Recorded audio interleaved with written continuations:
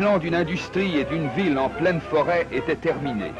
On commença à construire aussitôt. Des scaphandriers adroits fixèrent les fondations du quai au lit de la baie.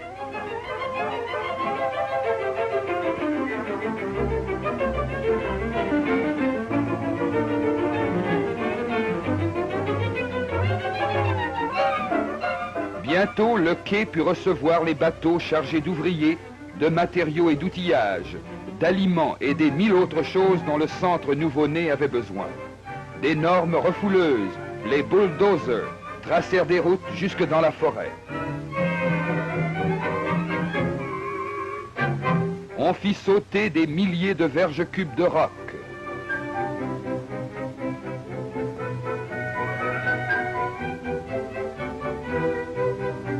On fit une éclaircie pour y asseoir les camps, l'usine immense et les habitations permanentes.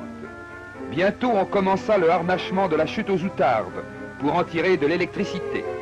Et vers 1938, une immense muraille de béton endiguait les eaux de la rivière aux outardes, alimentant les turbines d'un flot régulier, car il faudra un débit d'1,5 million de gallons à la minute.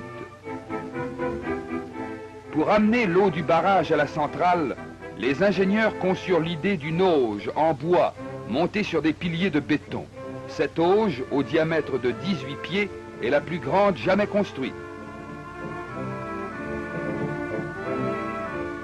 L'auge épouse les replis du sol jusqu'à la centrale. Un immense réservoir, haut de 160 pieds et large de 65, contient l'eau quand on arrête une turbine. Ce réservoir chevauche le pipeline et surplombe la centrale, construite de 200 pieds en contrebas. L'eau s'élance dans des auges de 14 pieds, jusqu'à la centrale en bas. Là, 2 turbines de 35 000 chevaux vapeur transforment la houille blanche en énergie électrique pour le moulin à papier et la ville elle-même. Le courant est amplifié à 66 000 volts pour être transmis à la sous-centrale de Baie-Comeau, éloignée de 14 000.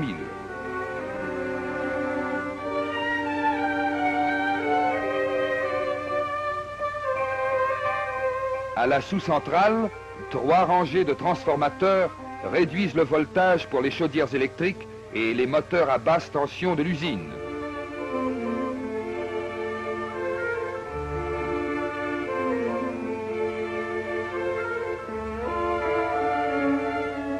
Pendant qu'une équipe harnachait la rivière aux outardes, d'autres ouvriers construisaient des bâtisses qui allaient abriter les cylindres d'écorçage, les meules, les digesteurs, les machines à papier et les magasins. De puissants concasseurs avaient été installés sur l'emplacement et bientôt on vit couler le béton dans les fondations qu'une armée de menuisiers avait mises en place.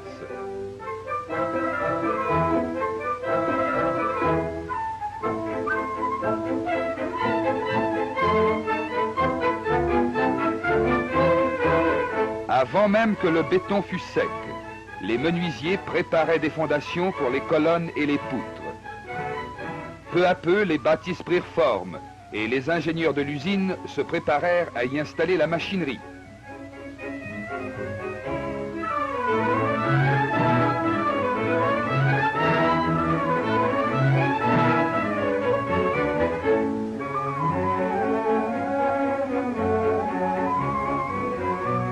Les cylindres d'écorçage étaient si gros qu'il fallut construire autour.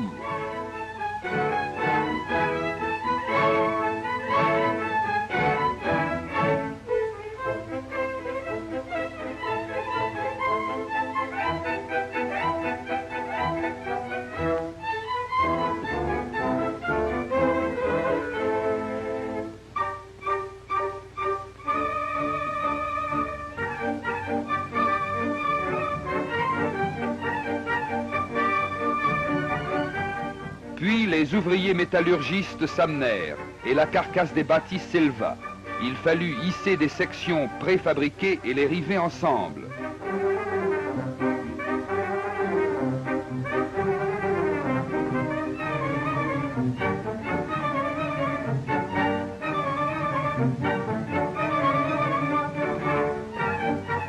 À ce moment, les armatures et les machines étaient arrivées. Emmitouflées dans des bâches, c'est-à-dire dans de grosses toiles, Elles attendaient que la structure et les murs fussent terminés. En même temps, on se hâtait de terminer des canaux d'amener en bois, longs de plusieurs milles. Enfin, l'usine fut un jour prête à fonctionner. En vue de l'exploitation future, des forestiers experts s'enfoncent dans les bois pour y faire le relevé de la quantité et de la qualité des arbres et dresser un plan de coupe pour l'année.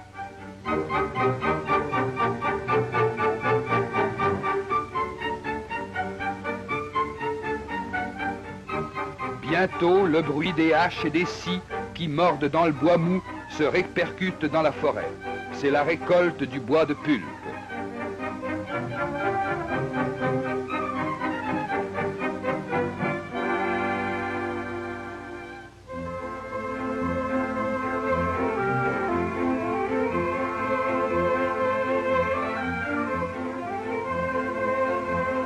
Ébranchées, les billes sont sectionnées en longueur de 4 pieds, puis on les empile pour la drave du printemps. Les crues du printemps entraînent les billes vers le moulin. Regardez cette galopade dans le bouillonnement fougueux, à travers les lacs et les écluses. Quand on manque de déclivité, les billes sont happées par des appareils convoyeurs qui les hissent jusqu'aux auges, appelés communément flumes, et elles continuent leur course vers le moulin. Enfin, les billes atteignent un dernier convoyeur au moulin et elles arrivent au cylindre d'écorçage.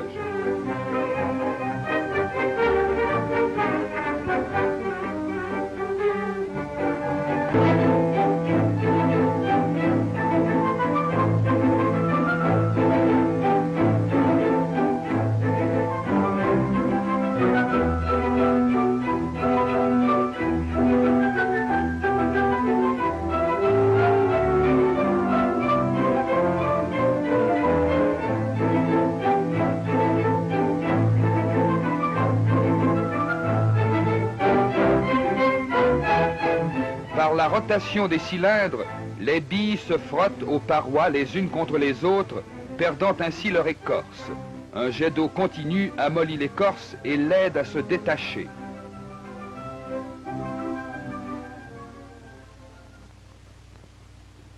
Les rondins destinés à être immédiatement transformés en pulpe entrent au moulin.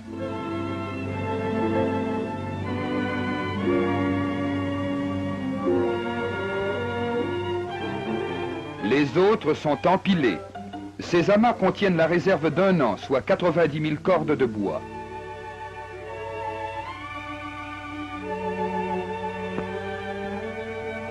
Les billes écorcées s'engagent sur un ruban où elles sont examinées. Celles qui ne sont pas assez propres retournent au cylindre d'écorçage. Les autres continuent vers l'opération suivante. Dans la chambre de broyage, les rondins tombent du convoyeur sur une pile d'emmagasinage, avant d'être introduits dans les magasins des broyeurs. Chaussés d'acier et les jambes protégées par du métal pour se garer des lourds rondins, un servant de broyeur entasse le bois dans le magasin, au fait des meules hydrauliques. Dans le broyeur, une meule énorme pulvérise le bois en pulpe sous une aspersion d'eau.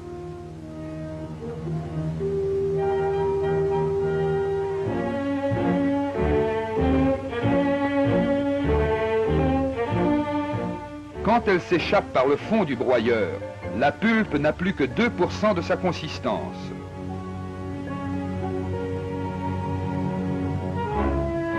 Des broyeurs, la pulpe passe par des tamis de plus en plus fins et finalement par des ramasse-pâtes qui l'épaississent pour l'emmagasinage.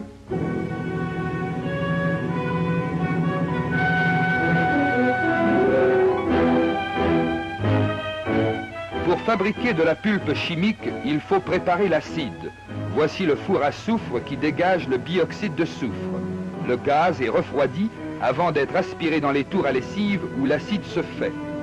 D'autres rondins provenant des grandes réserves sont entraînés vers la coupeuse à copeaux. Puis les copeaux circulent sur un blutoir qui les tamise afin de ne fournir que des morceaux de bonne grosseur au digesteur. Un ruban convoyeur amène les copeaux au sommet du digesteur. Une chasse d'air lance les copeaux dans le digesteur. où un jet de vapeur les entasse. Plus tard, on rabat le couvercle. Puis on introduit la lessive et la vapeur. Au bout de quelques heures de cuisson, toute incrustation a été dissoute et il ne reste plus que la fibre de cellulose. Il faut soigneusement régulariser la température et la pression, car on pourrait gaspiller tout le contenu du digesteur, soit 13 tonnes de pulpe. La vapeur sous pression rejette la pulpe dans la fosse de décharge. Là, un jet d'eau puissant purifie la pulpe de son acide. Comme la pulpe mécanique, la pulpe chimique est tamisée, puis épaissie pour l'emmagasinage. Ensuite, les deux pulpes, la chimique et la mécanique, sont mélangées dans des proportions données, et l'on en régularise la consistance avant l'arrivée aux épurateurs. Maintenant, la pulpe est sur le point d'être transformée en papier. En 1 seconde et demie à peine, la couche de papier parcourt les 100 pieds de treillis de l'appareil fourdrinier et son eau s'égoutte dans une fosse. Des aspirateurs à secousse absorbent aussi de l'eau. Le treillis se termine par un cylindre à succion qui retire encore de l'eau. Ici, la couche de papier saute un intervalle et s'engage sur un feutre humide. Ici, le papier entre dans une presse à succion. Le papier est essoré par les deux cylindres et l'eau s'égoutte par celui de dessous qui est perforé. Le papier voyage à 1500 pieds à la minute. Puis le papier s'enroule autour de cylindres sécheurs remplis de vapeur. C'est la phase définitive, le séchage. Pendant que le papier voyage, il faut surveiller de près la pression de la vapeur et plusieurs autres facteurs.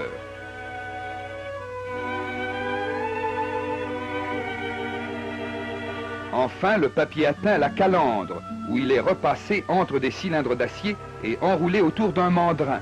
En 15 secondes seulement, ces machines géantes font le papier, l'assèchent, le repassent et l'enroulent. Le rouleau de papier, large de plus de 20 pieds, quitte son mandrin pour la bobineuse.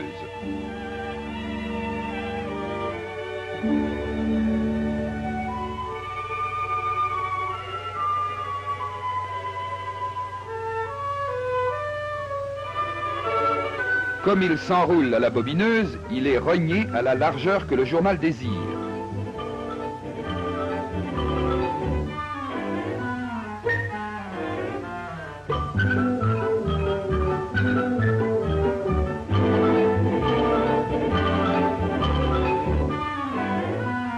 Le papier journal fini est enveloppé dans un solide papier d'emballage.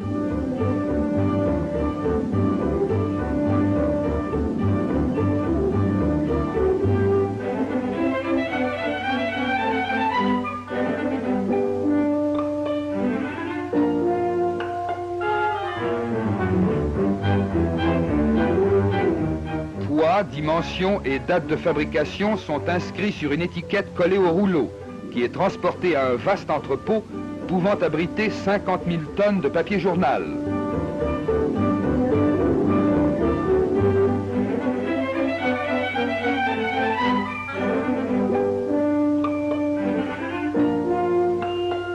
De cet entrepôt, le papier est mis sur rail jusqu'au quai, où il est transbordé sur l'un des bateaux de la compagnie qui descend le Saint-Laurent, passe les détroits et longe la côte jusqu'à New York, jusqu'aux presses avides du Daily News.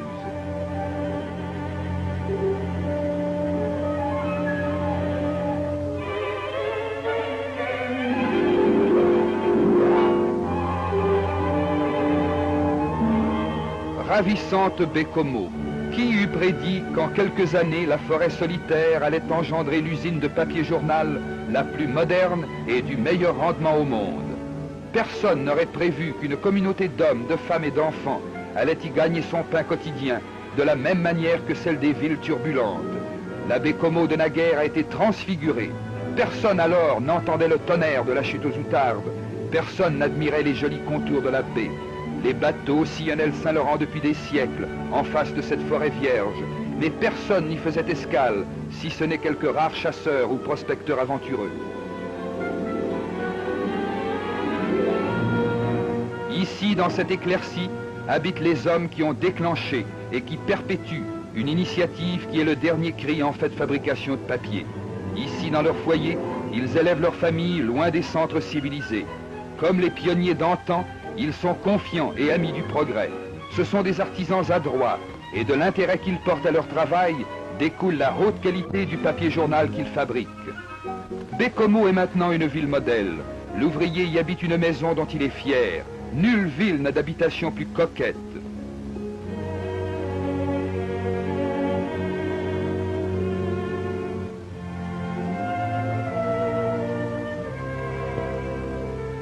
La vie spirituelle n'y est pas moins empreinte que dans les grandes villes. Le clocher de la cathédrale catholique s'élance vers le ciel, symbole de sérénité spirituelle.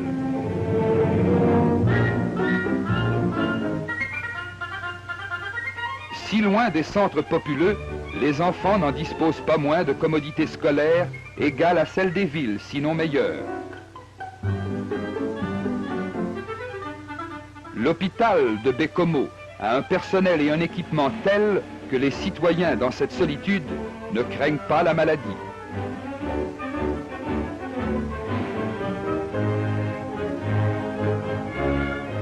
Des services modernes de police et d'incendie assurent la sécurité des gens. Le centre civique, avec ses salles de danse et de lecture et sa riche bibliothèque circulante, invite au repos. La population peut se livrer au chant choral, au patinage, au curling, au billard et aux quilles, entre autres divertissements.